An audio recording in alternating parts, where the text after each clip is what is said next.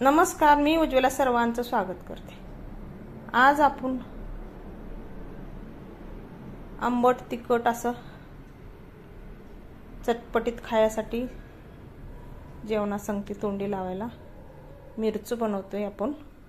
आता उन्हाळा तर चालू झालाय, जेवण जात नसतं, आपल्याला पोट भरतं पाणी पिऊन पिऊनच। असं तिखट आंबट काहीतरी खाल्लं तर जेवण पण जास्त जातंय। आता इथे मिरच्या स्वच्छ धुवून पुसून घेतल्या त्या आणि आपण आता बारीक बारीक कट करून घेऊया।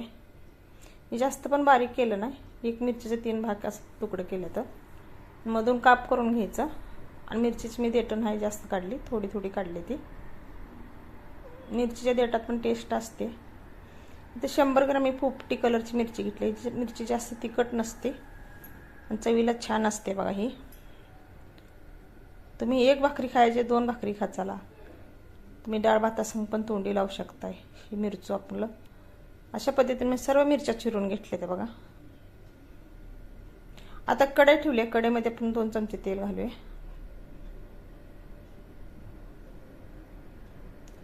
तेल गरम झालं का 1 चमचा जिरं घालू, मोहरी 1 चमचा घालू। मोहरी जिरं चांगलं फुलू द्यायचं, मग मिरची घालायची। मिरची चांगली तेलात अशी परतून घ्यायची, डाग पडोपर्यंत भाजून घ्यायची तेलामध्ये अशा पद्धतीने बघा।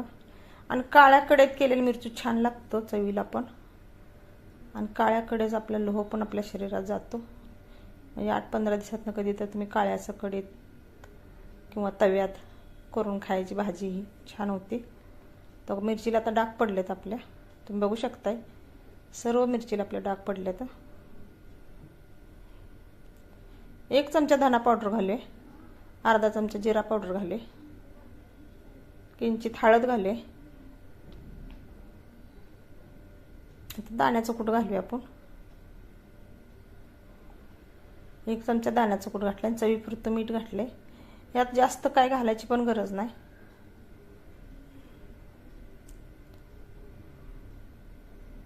आणि आज आपण बिगर पाण्याचं मिरची बनवतोय। ते 1 लिंबू घेतले मी, आपण लिंबाचा रस घालतोय। आता 1 लिंबू पिळून घालूया आपण, पाण्याचा थेंब पण वापरत नाही आपण।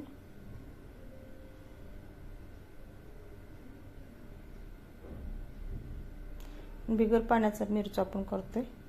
झाकण ठेवायचे 1-2 मिनिटं, वापरून निघते बघा। बघा मिरच्याचा कलर पण बदलला, आता वापरलंय मिरची, चवीला पण खूप सुंदर कसं गंध आंबट तिखट सुटलाय बघा मिरच्याचा। उन्हाळ्यात खरंच असं काहीतरी पदार्थ नवीन बनवून तुम्ही खावा, जेवण जास्त जाते। नक्कीच अशा पद्धतीने माझ्या पद्धतीने एकदा करून तर बघा। तुम्ही डब्याला पण मिरची ही देऊ शकताय, पर असं जाताना सुद्धा घेऊन जाऊ शकता। 4 दिवस मिरची खराब होत नाही का तर आपण पाणी नाही वापरलं। धन्यवाद, बाय बाय।